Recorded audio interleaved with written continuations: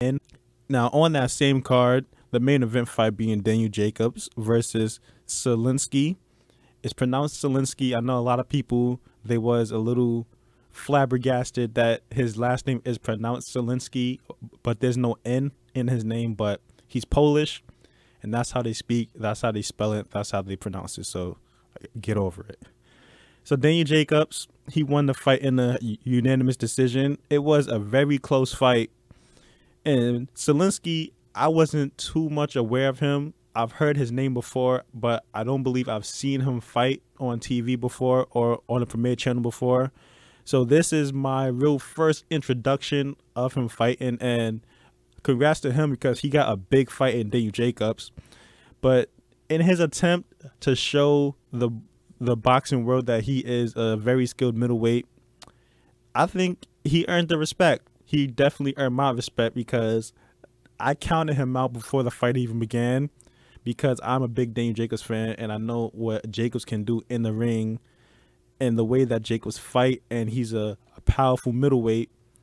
I definitely saw that Jacobs probably gonna knock him out in like probably round 6 or 7. I'll cut him a little slack and say round 8. But Sulecki, he went the whole 12 rounds, and some of those rounds he might have won. I can't say he outright won them because they were very close fights. And Jacobs being one of the most skilled middleweights in the world besides Canelo, he will show you his skill and his abilities that he could do in the ring. Now, in the beginning of the fight, Daniel Jacobs, he showed little glimpses of being an elite fighter, a special fighter with the likes of Terence Crawford and Lomachenko. Those are special fighters who are they're in a very class of their own where no one could really be talked in the same manner, or a regular boxer can be talked in the same sentence as them.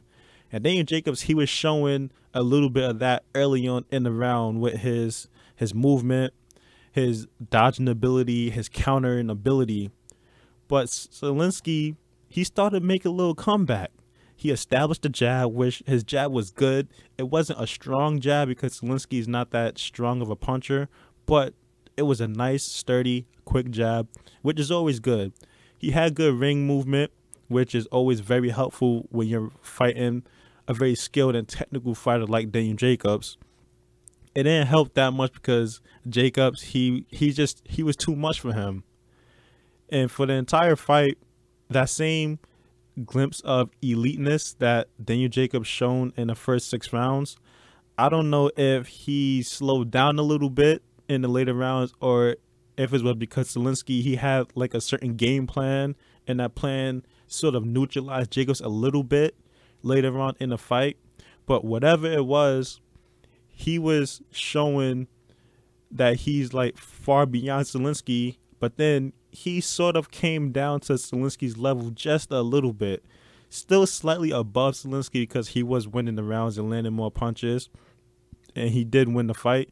But Sulecki, he did a great job of holding his own in the ring. He really proved to me and hopefully proved to most of the world that as far as the middleweight division go, he is very skilled in here. He probably one of the most skilled middleweights I've seen in a while. There are other middleweights that are skilled. Like I said, Canelo is the #1 most skilled in my opinion. You know that a lot of people out there have their own different opinions. I believe he's definitely more skilled than Jamal Charlo. He's nowhere near as strong as Jamal Charlo because Jamal Charlo is a very strong boxer, but I believe he has more skill than him, and you know, Andrade as well, he has more skill than him.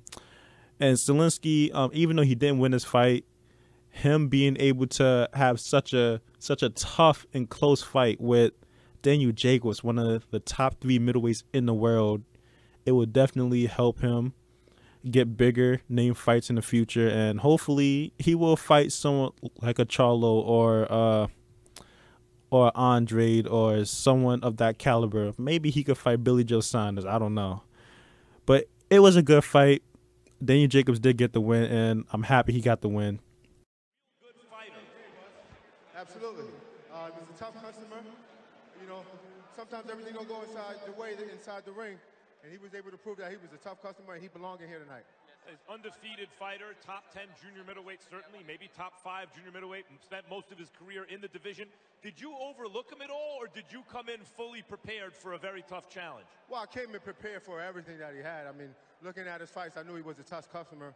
I think we abandoned the jab a little bit, but other than that, trying to go for the knockout because I knew his fans wanted a good show. But at the end of the day, I thought I did very well and to grab a unanimous decision.